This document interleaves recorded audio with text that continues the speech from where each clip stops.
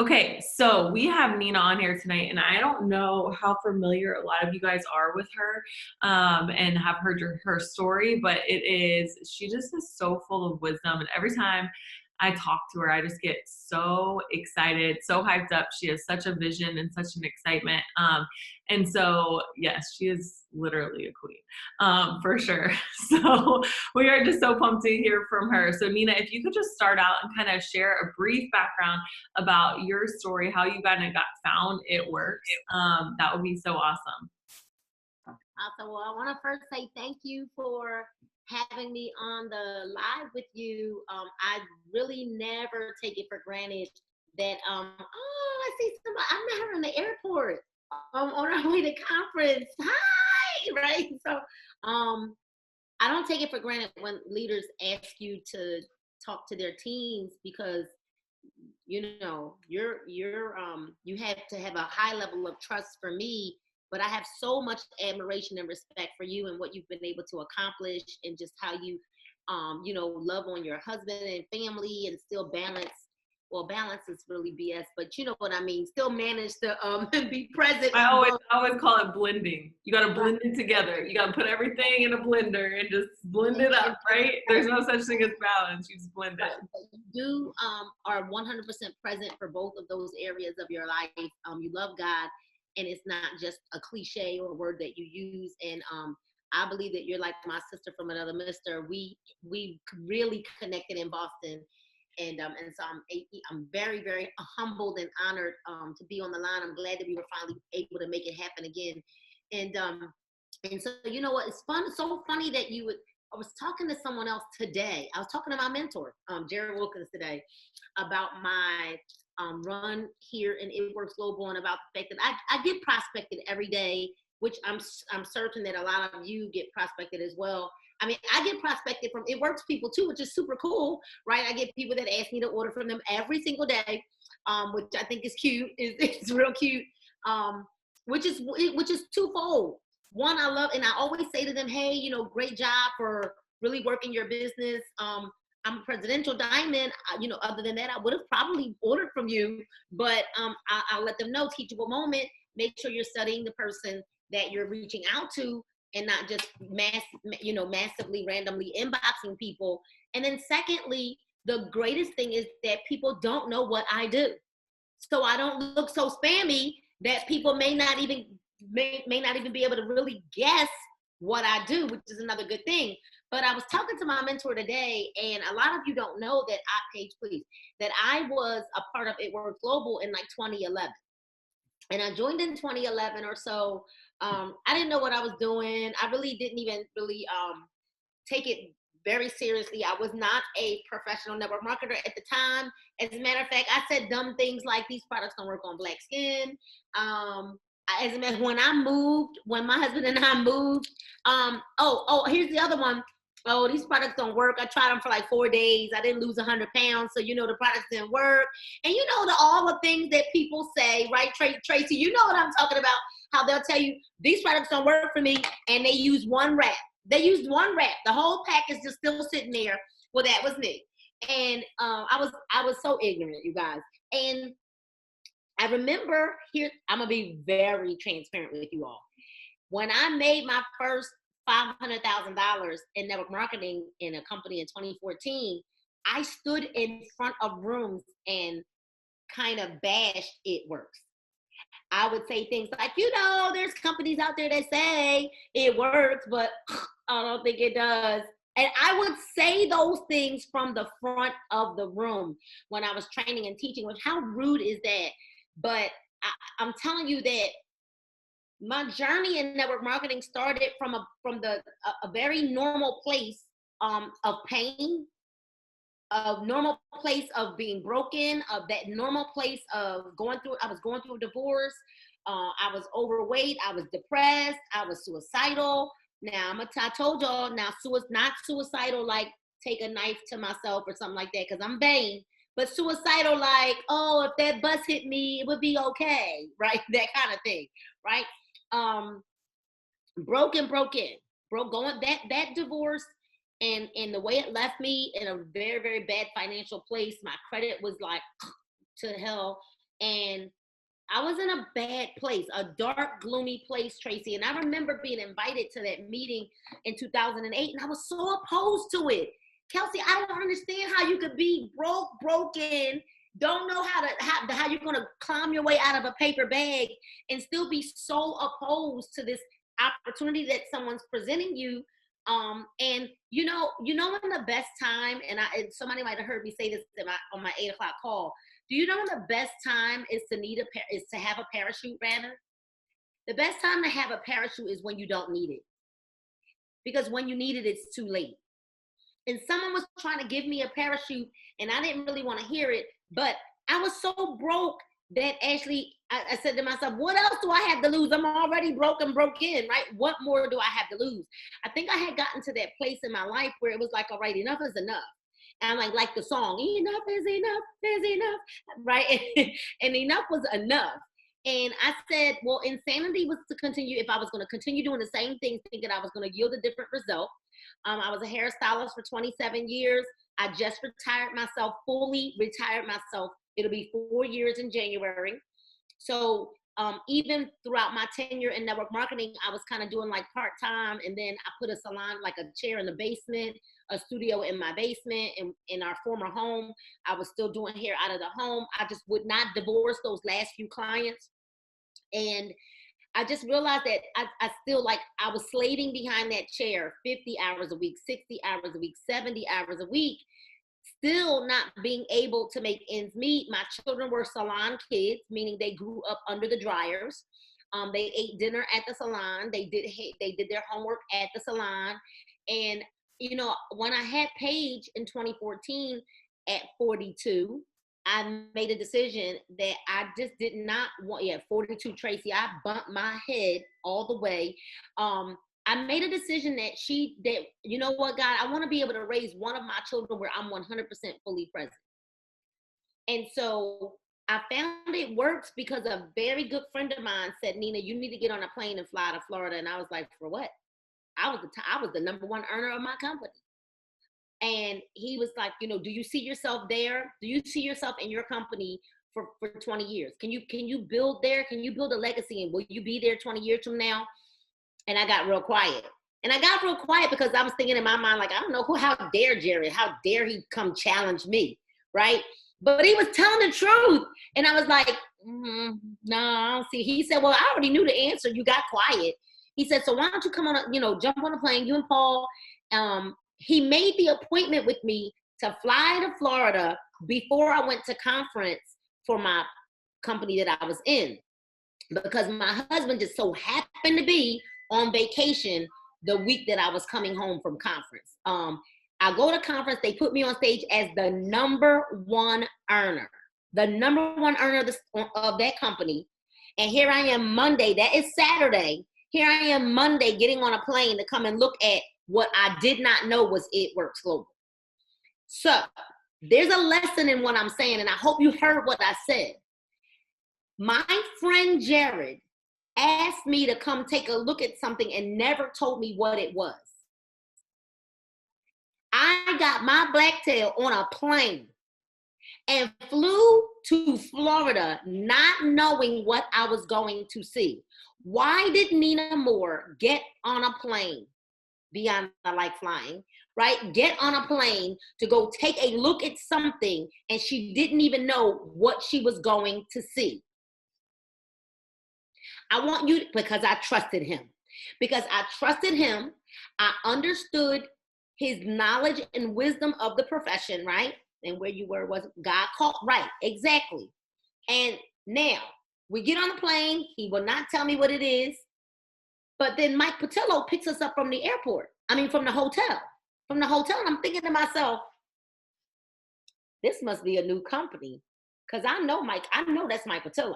Like, when you're a top earner in the profession, in the profession of network marketing, top earners. I was in my first network marketing company in 2008. Mike Patillo was like director of sales and marketing and all of that in that company. So I knew Mike Patillo. I knew the fat Mike Patillo. Y'all don't know the fat. Y'all didn't see the fat. I knew fat Mike. Like, Mike was fat, right? But Nina was fat too. So I knew Mike, in 2008. And then Mike Patillo picks us up from the hotel, and I'm sitting in the truck the whole time, and way in the back of the truck, telling my husband now, I don't know, but I thought Mike was the head of It Works. I'm almost certain. And I was like, you know what? He must have. And then I dismissed it. Like, I know Jared did not tell me to come to Florida for no It Works. And we pull up. So I dismissed the thought. And I'm thinking Mike must be in a new company, right? We must be. And I'm thinking like, God, here we go. Another startup company. And we pull up and I see It Works. And I said, oh, hell no. No. I am not doing it. Oh, heck no. No. And I was very closed. I am telling you, I had such an attitude that I could not believe that he brought me, the number one earner of my company, to Florida for It Works. And my husband was like, I'm all in. I'm all in. And I'm thinking, you all in? Bro, what you talking about? You're not the networker. What you mean you all in? He's a fitness guy though. So it made sense to him. I was in a wine company that has now since closed their doors. But so Jared saw something prophetically, right? My sponsor has not been wrong yet. Not one time. Everything he said has come to pass. Like I'm telling you, he see from God. And now I'm closed. And we're going on this tour and it's like, it's sounding like this.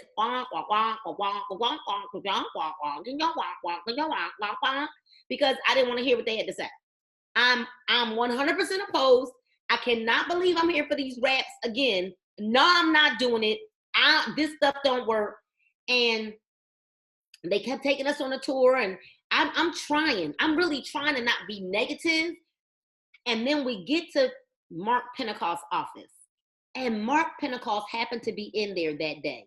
And I walked in, and I swear to you, as we're walking in the office, it feels like the heavens are opening. It feels like the God himself is shining a light down. And I felt my guard, that wall starting to fall down. And I fell in love with Mark Pentecost. That's really his vision. I fell in love, and that's why it's so fitting what I am going to talk to you all about today. I fell in love with his vision, not his sight, but his vision. And I just keep saying, and I think Kelsey and I, the night that we really connected is because I kept seeing from God this, and I've been seeing it that eyes have not seen, nor ears, neither have ears heard, what, in the Bible, the scripture talks about the hearts of man. And I'm just telling you all that it is so much bigger than even the way we saw it in the beginning, especially with the move that the company is getting ready to take now with this new mission and some new things that are coming down the pipe. I was still very opposed because as a network marketer who's seen numerous amounts of comp plans, and as a network marketer who was accustomed to fast money, binaries, other comp plans, fast money, I told myself this time, I don't want to just build for fast money. I want to build for legacy. I want to build for long-term residual. I want to build for sustainability. And so that is why or how I landed here in It Works. And I'm going to tell you something. I've been able to now compare It Works with several of the other companies that I've been a part of. And I'm going to tell you what's keeping me here and what has kept me here, and that's culture. You can't buy culture. You can't fake culture. And I'm telling you, I've been a part of a lot of companies. There is no culture like the It Works culture. You will not find it anywhere else. I seriously, like, I love your story because I feel like every time you tell it, you get new aha moments because like it's so new every time you tell it. Like I've never heard you tell your story the same exact way 2 times. Never. And I love it. And one thing that I love about you is that you're always so transparent and you're so real. It's never like, it's always been rainbows and butterflies or whatever. And I think it's so important to share that transparency of, I tell people all the time, like my first paycheck when I jumped in the business was $34. But I'm going to tell you, when I saw that $34 check, I rolled into Starbucks, like I owned the place because I was about to get a venti. Okay. And like that was, it's those little things, but people sometimes see the top of the mountain, but they don't want to climb it. and to understand, and the thing that I can appreciate about your story is that you were self-realized enough to say, I'm gonna humble myself to start from the beginning again. And it takes that humility to do that. But if you wouldn't have had that humility, you would have been in that spot with the company closing, you know, not knowing what to do with holding the bag. And I feel like that it just is such a good reminder for everybody to recognize, no matter what you've accomplished, no matter what you've done, good, bad, ugly, if you've been the number one income earner in any company, if you feel like you've made the biggest check that you've ever seen, like, you got to burn your trophies and you got to continue to move forward, because the best is yet to come, and that's what makes me so excited. So, Nina, I guess one of the questions that I have for you is, what do you say to people who feel like, um, who get tired in network marketing, and like to create that sustainability of, not feeling like the hustle and the grind, but understanding like you kind of have to love it. Like, you kind of have to love the piece of the hustle and grind, but how do you make that an everyday thing?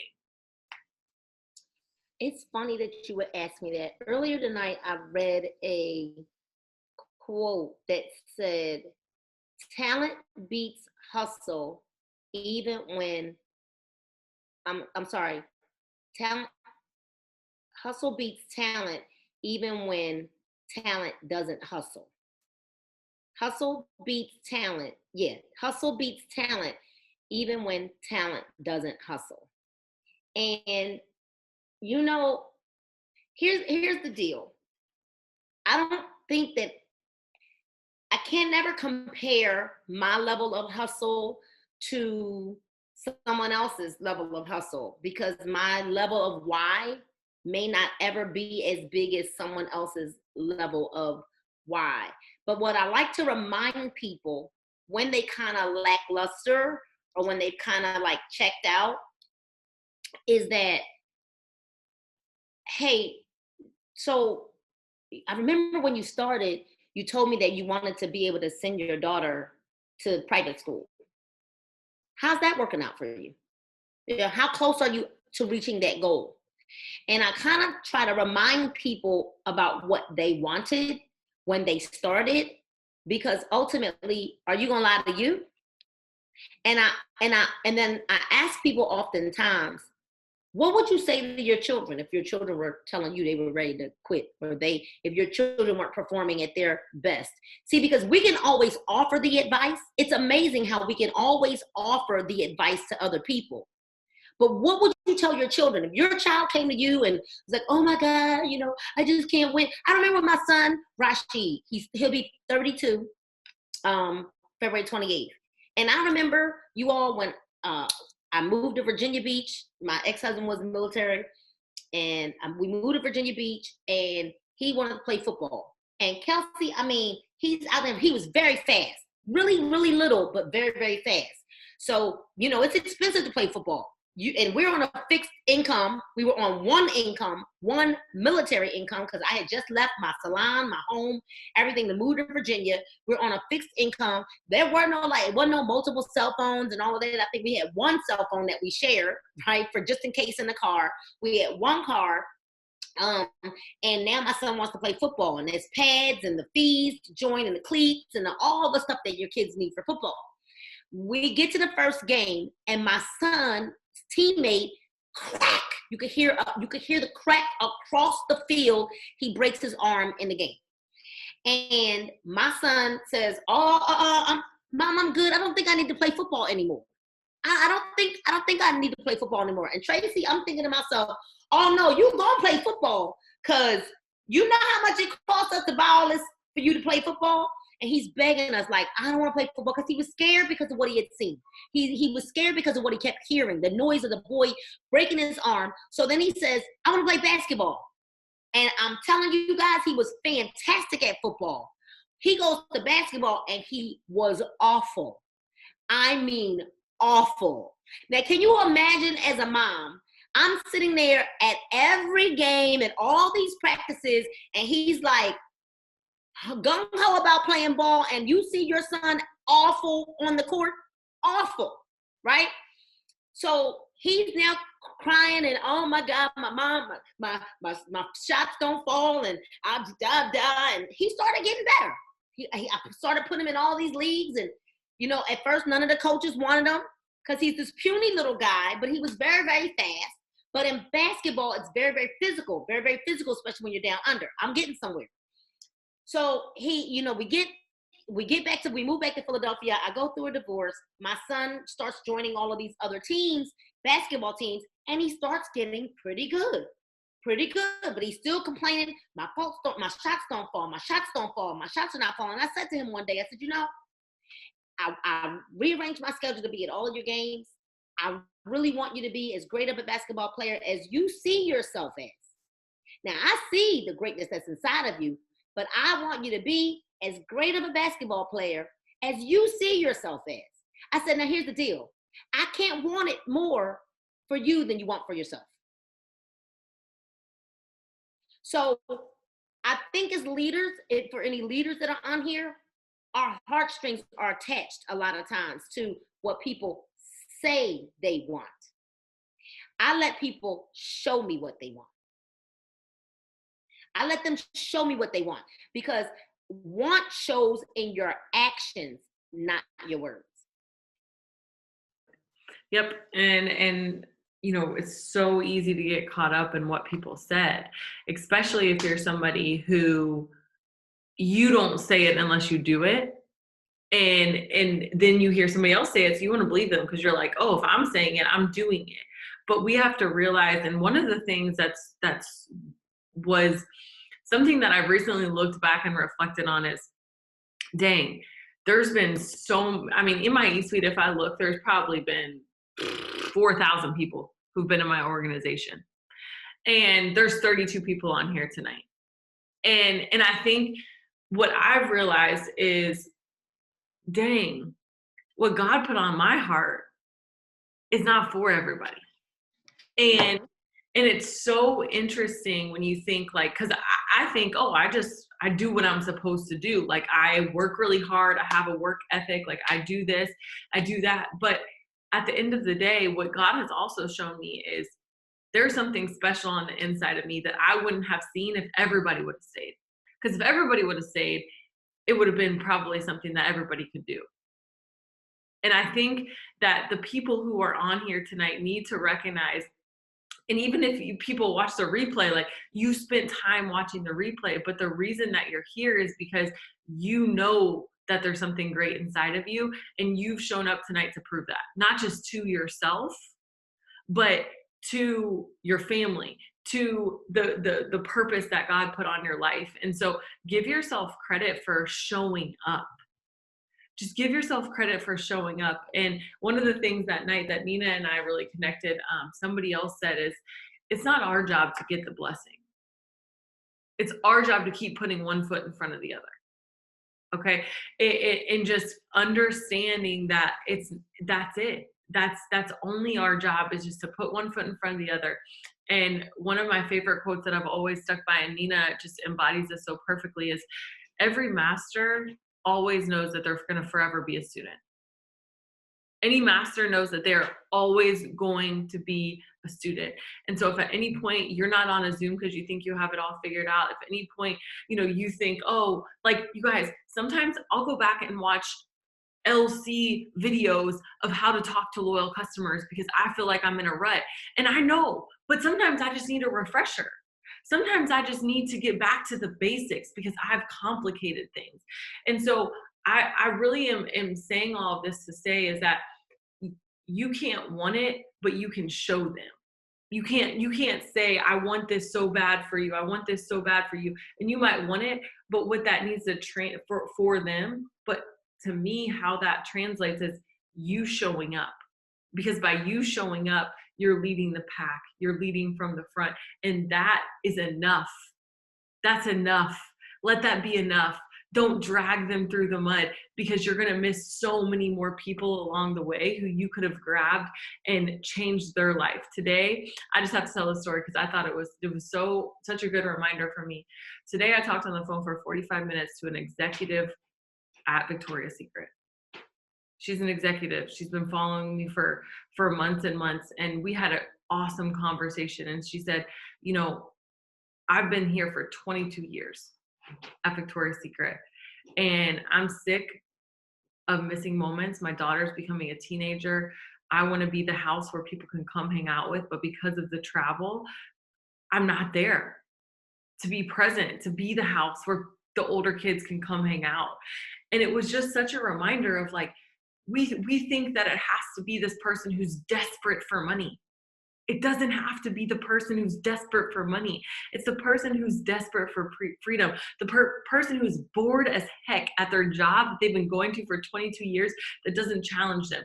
Victoria's Secret's going through changes right now corporately, but it's just understanding like you have no idea who this business is for, but we so often prejudge based on the way that we view ourselves.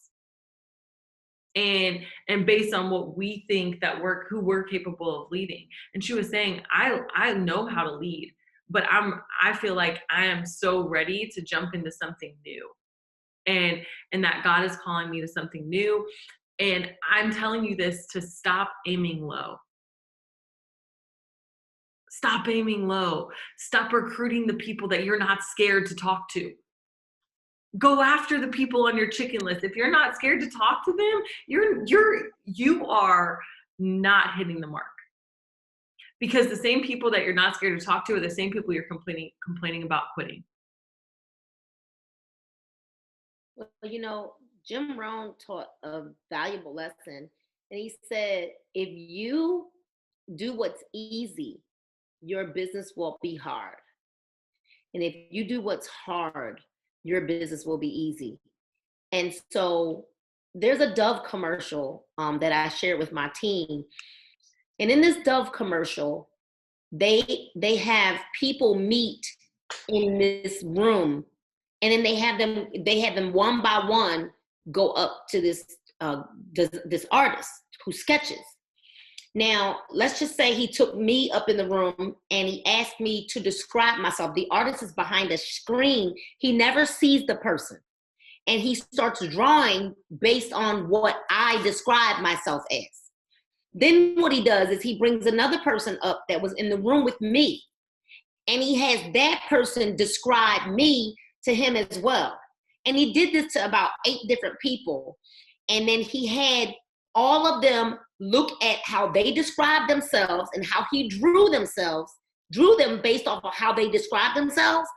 And then to see the drastic difference and how the other people described those same people and how they looked totally different from the way they looked better, from the way that the other people who had encountered them described them. It goes to show that there is some greatness inside of you. And I'm gonna tell you, I know that there's greatness inside of each and every one of you that are on this line, because holiday time is when leaders actually show up. Holiday time is when leaders actually step up. That's when they show up. See, leaders show up when the numbers are down. Leaders show up when there are not a whole lot of people going in the system. Leaders show up because they still believe in the vision. Leaders still show up. And so in this Dove commercial, then what he did is he took everybody at the end and he let all of them look at themselves, look at the picture they described, look at the picture the other person described, and then brought everybody back together, and they were just standing there astonished at how badly they viewed themselves. Yeah. One of the things that I've adopted from a video that I saw a long time ago is in my office, I keep a picture of myself as like a 2 or 3-year-old. And sometimes when my negative self-talk happens, I start to ask myself, would I talk to that little girl like that? And I think we just forget. We forget that we are human, and the standard that we hold for ourselves is is so high sometimes that we're setting ourselves up to fail. And I'm not saying you shouldn't have high standards. I'm not saying that you shouldn't push yourself, but what I am saying is that his mercies are made new every morning. And the thing that we are complaining about, he is saying, I don't see that. I see you at your best. I see you at your potential that's already fulfilled. And so I'm encouraging you guys tonight to look at yourself and remember. You guys, I'm so guilty of this. When I looked back, I did this exercise where you had to name like the accomplishments that you had in 2019, and then name your six goals or your six things that happened in 2019, your six goals for 2020. And I had to look through my pictures, you guys, to look at some of my accomplishments and things that happened in 2019, because I'm already thinking about, I'm not where I want to be, I'm not where I want to be, I'm not where I want to be, I'm not where I want to be, that I forgot about everything that he had already brought me through. And Stephen Furtick talks about this. He gives the example, and I've told you guys this before, but we're here. We have this is where we currently are. This is where we want to be. And we're constantly looking at, I'm not where I want to be. I'm not where I want to be. And even if we get there, when I got to ambassador, great, I hit it. Next thing is, okay, what's next? You get to diamond. What's next? Double diamond. And that's just how we are. And that's not necessarily a bad thing. But then he talks about, we're always looking at that. But the line that we forget to look at is a line from where he brought us from to where we are now. Where we started to where we are now. And that's the gratefulness. Because if we are grateful and we're surrendering our business to him, and we're saying, you know what, this is not my business, this is your business, bless it. Let me just put my hands and feet to it. I'm going to work. I'm going to do the things necessary. And I know that you're going to fill in the gaps. And so often, you guys, we try to control the outcome. But we just got to keep stepping. We just got to keep stepping. Nina, do you have anything that you do? And I know like some of the things that you've gone through, you know, even from a weight loss perspective, but even from your past of, you know, what people have said to you and different things is, and all that you've battled through, you know, and that you've gone through. What do you think the biggest lesson you've learned in all of that is? Probably that my past does not dictate my future or my present, actually. Because I think too many times we look at the mistakes we've made, the things that we haven't accomplished, and because we don't realize that they've already been we've been washed white as snow, that God doesn't look at what we did yesterday. And I think we allow ourselves to live under a level of condemnation from the world's vantage point, that we don't understand that the same way that those mercies are renewed and the grace is renewed for me, that when God looks at me, he doesn't even see anything that I was or anything that I've done. And so knowing that by all means, I don't have a college degree. I'm one of, I think I'm the only out of all the cousins that I don't have a college degree. Everybody else went to college but me. So by man's statutes, I should not have been the first person in my family to earn $1 million, because I had kids out of wedlock. I was divorced. I was obese. I was, come on, we all got skeletons in our closet. I wasn't always a good girl, right? I mean, I don't have a degree. I had bad credit. I mean, come on, by the statutes that people would look at you, I should not have the level of success or have had the level of successes that I've had. But that's why I say my past is not dictating my future. And I think about it, how many of us, everybody has that one piece of clothing, the one pair of slippers, the one pair of jeans, that thing that you just won't let go of. Your family and your friends are like, get rid of it. It smells. It's got stains on it. It's ripped up. You put your hand in the pocket, Tracy. You can't even put your keys or anything in there because it's fall right through because the lining has a hole in it. Y'all laughing because y'all know y'all got that one thing, right? That it smells, it's stained, it's out of fashion, but you just don't want to throw it away. And the reason why you don't want to throw it away is because it's held together by memories. It's held together by comfort. It's held together, right? Then we've developed an ability to ignore reality, to protect our memories. We've developed the ability to ignore our realities to protect our comforts. We've developed the ability to ignore reality. We develop a resistance to change. We develop those things, but we have to prepare to go on a journey and get uncomfortable. Because what we want and what we desire is no longer in our comfort zone.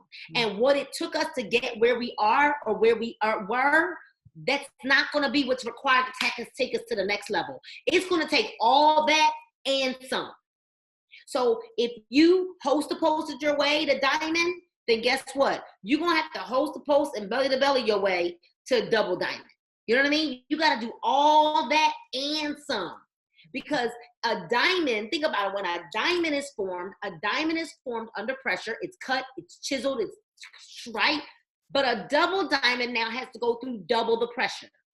And a triple diamond is going through triple the pressure.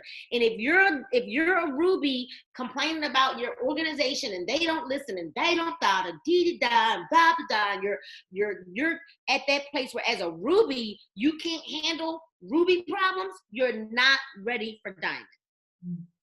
You're not ready for it because see, here's the deal: people will hit ruby but won't grow to be a ruby leader.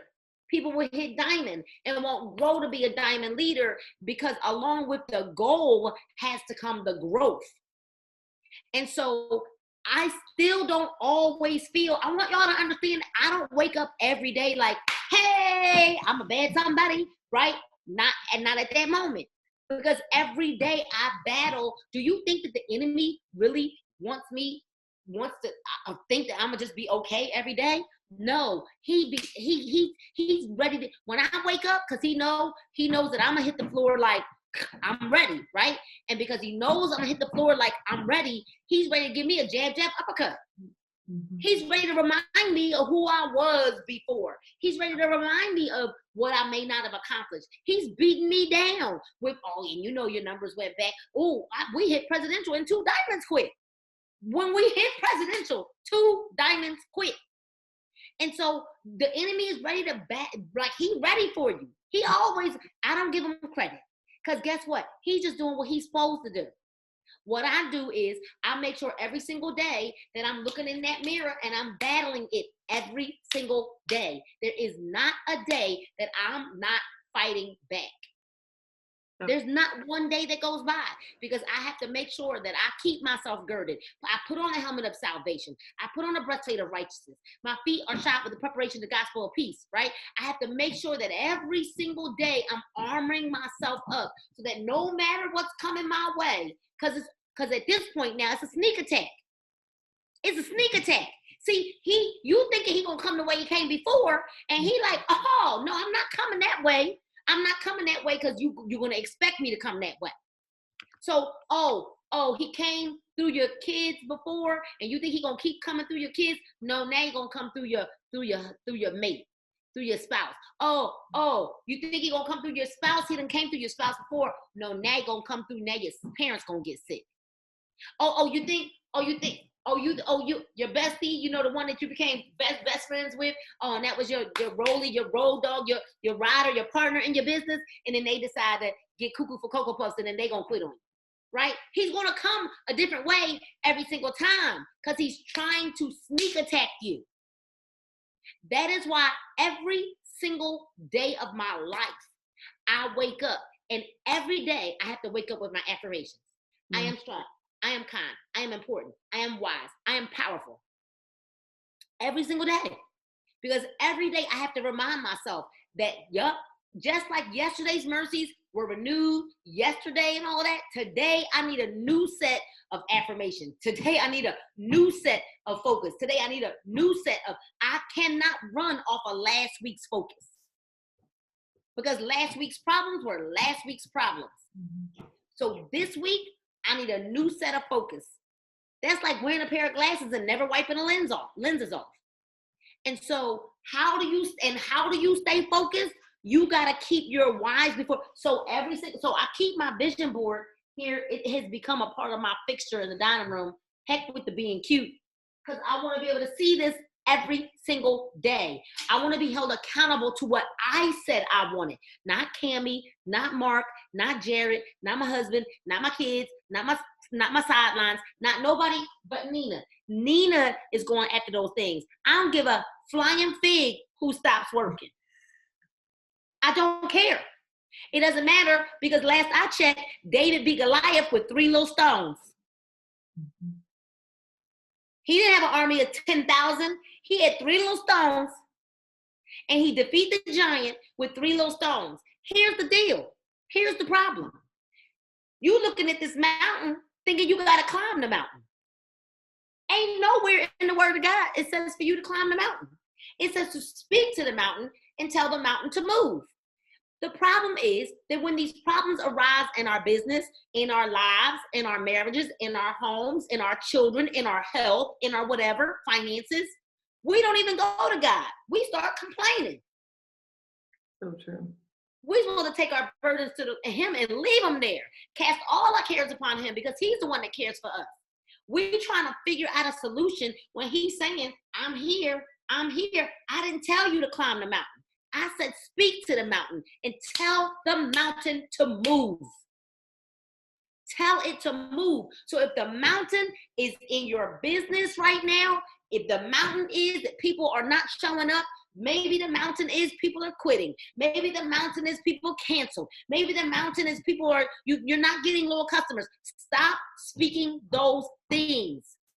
You got to start speaking things as though that are not as though they are. And every single day, I am a mass enroller. Every single day, I am attracting people with integrity. Every single day, I'm attracting people I'm scared to talk to. Every single day, I am becoming what I'm looking for. Because what are you doing while you're waiting? Are you twiddling your fingers, catching up on all the stuff on TV, eating? Are we doing things, come on, because think about it. We can't sell a dream looking like a nightmare. What are you doing while you're waiting on your Kelsey Thornton to show up? What are you doing? Who are you becoming while you're waiting on your Tracy Joe to show up? See, while I'm waiting on Tracy to show up, let me tell y'all something. God give me a Tracy. I promise you I'm going to do it right. While I'm waiting on the Tracy to show up, guess what I'd be doing? Studying the comp plan, studying the products. I'd be in the gym. I'd be walking around the track or something. I would be getting ready because you have to be ready to handle the leader that's going to show up.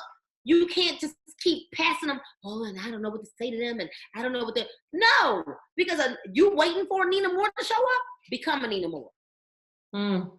Listen, I'm about to do a praise break up in here. I don't even know why the Lord led me there. I'm so sorry, right? Don't ever apologize.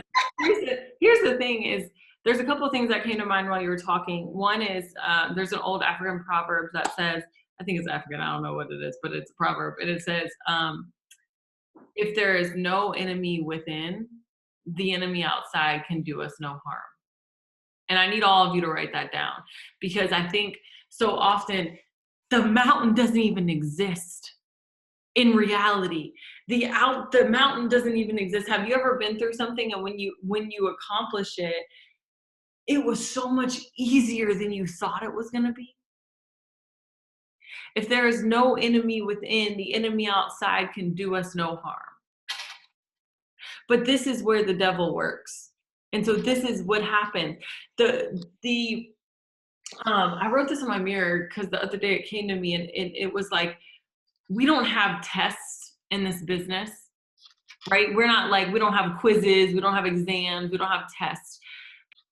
But when our business gets tough, the test is how have you grown your mental? And how you get through the toughness is the preparation that you've done, like she said, when you didn't need the parachute. What were you doing when you didn't need the parachute? Were you coasting?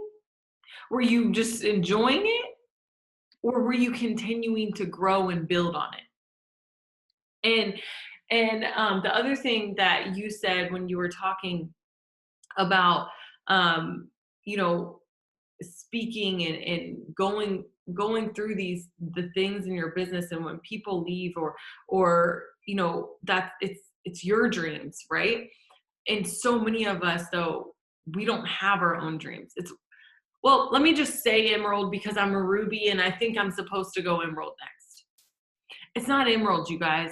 It's what the hell is $900 going to do for you? What's $900 going to do for you? And the thing is are you even prepared? I remember somebody asking me this question. I think I was a triple. And somebody asked me, if you had an ambassador team right now, would you be able to run the ambassador team? Mm. And I remember thinking, like, hell no, I would not be able to do that. So why would God put it in my lap? I had to prepare because I was expectant of the blessing. I knew the blessing was come. My only job was to prepare for it. So my question is when everybody right now, we're saying, boom, season's about to come. The new year's about to come. If you got 50 loyal customers, do you have a system to make sure you can follow up with all of them? Do you have a system to make sure that you can teach the leaders that you are speaking into existence to come into your business, that you're praying for? Because sometimes if God gives you the blessing that you're praying for and he gives it to you too early, it can be a curse. And so ask yourself, if I had 10 people sign up for my business tomorrow, would I be able to train them? Would I be ready? Would I be prepared? And if not, get ready because it's coming. If it's coming. There is an amazing song, and I think it's by Tasha Cobbs, but she talks about, if it hadn't been for the shaking, I wouldn't have been ready for the making. And if it hadn't been for the beating, I would have never known how anointed I was. And I love that thing, that what she said about preparation. Are we prepared to receive the blessing that we're praying for? Are our backs strong enough? Are our hands open? Have we prepared mentally for it? And I think a lot of us are just staying the same and not wanting, and myself included. There's been times when I've caught myself in complacency mode. I've had to be like, snap out of it. If I want my paycheck to grow, how many books have I finished in the last 30 days? How much have I grown my mind? How many new things am I trying in my business? How many systems do I have in place? Nina, what books are you reading right now? What do you do every day to feed your mind? Okay, so we're reading a few different books. One of the books that my book club and I are reading is Choosing Me Before We. My team just finished reading Necessary Endings. I just picked, I'm actually getting ready to start the book. Hold on, let me tell you what the name of it is, because I just had to order it. It just came. Hold on one second. I'm gonna tell you what the name of that book is. Success Commandments. The Success Commandments is something that we all have to get ready to read. And there's another book that my leaders and I are reading, and of course the name of the book just disappeared from my brain, but I'll make sure I get it to you, Kelsey, because it's one that I've got my leaders reading as well, because there's a core group of leaders that I work with a little bit differently than how I work with everybody else. Necessary Endings, though, I read it probably 5 times. Like, I wouldn't go to another book. I read it over and over and over again, because that one book, I really feel has literally changed my life. And like I said, then the Success Commandments is something that I have to read now. And then Choosing Me Before We is something I'm reading with my book club. So there's different different stages of my life. For my professional life, I'm reading a certain thing. For my personal life, I'm reading a certain thing. You know, as a mom and a daughter, I try to read something different, because I want to grow in all of those areas of my life. And so it's not just business. Thankfully, the personal development does spill over into other portions of your life. But I started to realize that there were some things that I was still kind of holding on to. And so choosing Me Before We is a good book for me. And it was a great book for me to start reading, especially after Necessary Endings. So that's kind of like where I'm at. And believe it or not, I've been really, really reading a lot on Genesis again, because we're thinking that, you know, God's just going to start raining down and pouring us down these blessings. And in Genesis 2, he talks about how he prepared the man. He had to prepare man first, then he created the earth. And the reason why it had to go that way is because man was created. We think that man was created to worship God. And although that is one of the characteristics that God created man for, but in Genesis 2, it talks about how man was created to manage the earth. So what I realized as I was listening to Dr. Miles Monroe the other day is that God is never going to give us what we are not able to manage. Because he says he would never put more on us than we can bear. And because he's not going to give us more than what we can manage, what we want and what God knows we can handle at that time is not in alignment. And so what do you have to do if it seems, you know, and I kept saying, okay, God, why am I not ambassador yet? Why did I not have ambassador yet? And I found that there was maybe some residue in me that I needed to fix. And so that's why I've really been spending a lot of time in the scriptures and a lot of time in personal development. Here's what I know. What I know is that one person can come and change the entire scope of your business. And while you're thinking, if God can create the whole entire earth in 6 days, why do you think it's going to take 16 years to change your situation or your business, or 6 years or 5 years? Or he created the whole earth in 6 days, right? One person can come and change your entire world. Mike Patillo showed up in It Works and changed the entire scope of the financial status of the company. One person can show up and change the entire scope of your business. And you may not even be the person that enrolls that person. It could fall in your business somewhere. And so stay ready. You're always one person away from a breakthrough. One person away. But while you're waiting, just make sure that you're becoming what you're looking for. Become the person. Become the leader you're looking for. Because leaders can't get knocked off their square. And if you find that you're a person that gets knocked off your square often, every time or anytime something happens, God is saying, okay, it's almost like the powder and the clay. He's going to smash that clay back down and then reform you again when you are more ready and able to handle the pressures that come along with leadership, because it's not as pretty as we make it look, right? It's not as, but it's so worth it. Because I've grown so much, and I'm so grateful for, one, the humility that it took for me to even come over here. And I was thinking, like, God, going to conference and leaving. Here's how scary is this. In September of 2018, I leave my conference as the #1 earner of the company. To come to a conference in January, just months later, where not one person knows you. How do you think that feels? That you go from, you walk in the room and everybody knows you. You're the #1 earner of the company. And then you go to the bottom of the totem pole. Nobody knows you.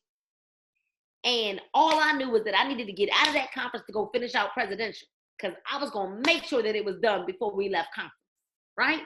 And so you have to be willing, always be willing. I don't care how great you are. Always be willing to be a student. Always be learning. Always be open. to new ideas. Always be open to hearing different ideas, but always pray to make sure that God is leading that person to even talk to you. And I'm so grateful. I've learned so much about myself in this past year. And now I believe, I'm like, okay, God, I'm ready now. I'm ready now. And I just feel like I'm building an entirely new team. And not that some of my leaders are not still here, but I'm really only running with the runners. I'm not walking with the walkers. I'm not jogging with the joggers. I'm not crawling with the crawlers. I'm only running with the runners. I love you all. We can kiki at the end of the day, but right now in this season, you cannot afford to be distracted. In this season, you cannot afford to trying to pull on people that don't want to run. You got to now take up your bed and walk and run. And then either they're going to wake up and smell the coffee or they're not. But while you're running, what I would be doing right now is tap rooting through what's called tap rooting. Go through your organizations and find who's doing something. Find those people, because believe it or not, there are some people in your organizations that could be bona fide leaders, but just because they never hit big ranks, you don't know that they're there. But they might hold some great leadership skills. They might hold some great managerial skills. They might hold some great administrative skills where they can assist you at building a strong foundation for your formula, for that team that you're putting together for your championship team. What I know is it's simple here, and we only need three people to run. And we're going to run with them. That number 3 is prophetic. We need 3.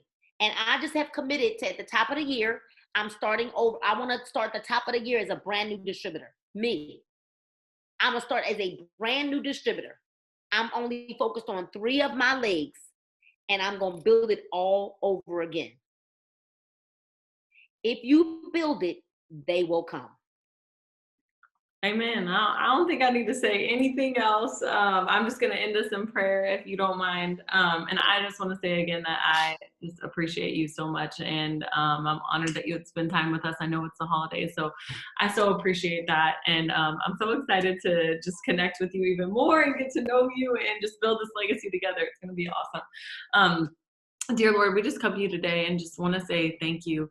So grateful for the connections that you've put together, and we know that you orchestrated everything, and we're just so grateful that we have found honest, true friendships here, and people that know you and want to do good for you and want to use all the influence that we have in order to further your kingdom and make it prosper. I also know that there's so many people that are on here tonight that it's the holiday season and maybe they're hurting, and I just want to pray for their hearts that you'll come in and fill any holes that are in there, and you'll continue to heal them. And we know that you are the way maker, you're the promise keeper, and so anything that you've promised us, don't let us lose sight. Let us wipe off those glasses and focus on what you've promised us, because with you there is always a way. And I just want to especially pray abundance and blessings over Nina and her team as we go into the new year. And that you just continue to bless her business, protect her family, and continue to just let this whole It Works business flourish. We love you so much, and everything we do is for your honor and for your glory. In your name we pray. Amen. Amen. Thank you for having me. Bye, guys. Thank you guys for hopping on. Love you, Nina.